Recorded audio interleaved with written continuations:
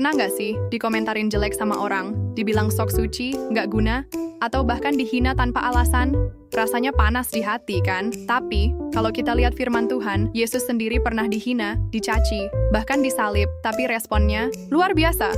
Jadi gimana sih cara menghadapi haters tanpa baper? Simak sampai akhir, karena ada satu mindset dari Alkitab yang bisa bikin kamu tetap tenang meskipun dikritik atau dihina. Kita sering heran, kok ada orang yang kerjaannya cuma nyinyir dan menjatuhkan, tapi kalau dipikir lagi, ada beberapa alasan kenapa mereka bersikap begitu. Mereka sendiri terluka. Lukas 6 ayat 45. Orang yang baik mengeluarkan hal yang baik dari perbendaharaan hatinya yang baik, dan orang yang jahat mengeluarkan hal yang jahat dari perbendaharaan hatinya yang jahat. Orang yang hatinya penuh luka atau kepahitan, biasanya akan melukai orang lain juga, karena mereka sendiri nggak punya damai. Mereka ingin orang lain merasa sama buruknya. Mereka tidak paham tentang kita. 1 Korintus 2 ayat 14. Tetapi manusia duniawi tidak menerima apa yang berasal dari roh Allah, karena hal itu baginya adalah kebodohan. Seringkali, orang yang mengkritik kita sebenarnya nggak benar-benar ngerti siapa kita. Mereka cuma melihat dari luar, lalu langsung menghakimi. Mereka memang tidak suka kebenaran. Yohanes 15 ayat 18. Jikalau dunia membenci kamu, ingatlah bahwa ia telah lebih dahulu membenci aku. Yesus sendiri bilang bahwa dunia akan membenci orang-orang yang hidup dalam kebenaran. Jadi kalau kamu dibenci karena hidup benar, kamu nggak sendirian. Dari 3 alasan ini, mana yang paling sering kamu temui?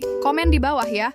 Cara menghadapi haters tanpa baper. Jangan balas dengan amarah. Amsal 15 ayat 1. Jawaban yang lemah lembut meredakan kegeraman, tetapi perkataan yang pedas membangkitkan marah. Semakin kita emosi, semakin kita kalah. Haters itu senang kalau kita marah. Jadi kasih mereka kejutan. Respon dengan tenang. Berdoa untuk mereka. Matius 5 ayat 44. Kasihilah musuhmu dan berdoalah bagi mereka yang menganiaya kamu. Mungkin kedengarannya sulit, tapi berdoa untuk mereka justru bisa mengubah hati kita sendiri. Saat kita berdoa, kita menyerahkan semuanya kepada Tuhan. Pilih untuk tidak terpengaruh. Amsal 26 ayat 4. Jangan menjawab orang bebal menurut kebodohannya, supaya jangan engkau sendiri menjadi sama dengan dia. Ada saatnya kita nggak perlu menjawab sama sekali. Nggak semua kritik perlu direspons.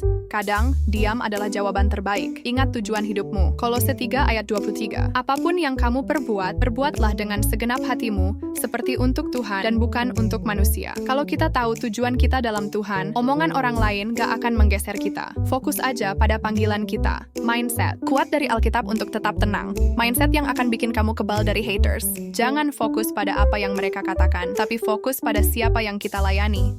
Kita bukan hidup untuk menyenangkan manusia, tapi untuk menyenangkan Tuhan. Paulus bahkan bilang dalam Galatia 1 ayat 10, adakah ku cari kesukaan manusia atau kesukaan Tuhan? Jika aku masih mau mencoba berkenan kepada manusia, maka aku bukanlah hamba Kristus. Jadi kalau ada yang nge-hate kamu karena imanmu, karena kebaikanmu, atau karena panggilanmu, anggap aja itu bukti kalau kamu lagi berjalan di jalur yang benar. Haters itu nggak bisa kita kontrol, tapi respon kita sepenuhnya ada di tangan kita. Jadi, mulai sekarang, yuk hadapi mereka dengan kasih, doa, dan hati yang tetap damai. Pernah ngalamin hal kayak gini? Coba share di komentar, kita diskusi bareng. Jangan lupa like, share, dan subscribe biar makin banyak orang yang belajar menangani haters dengan cara Tuhan.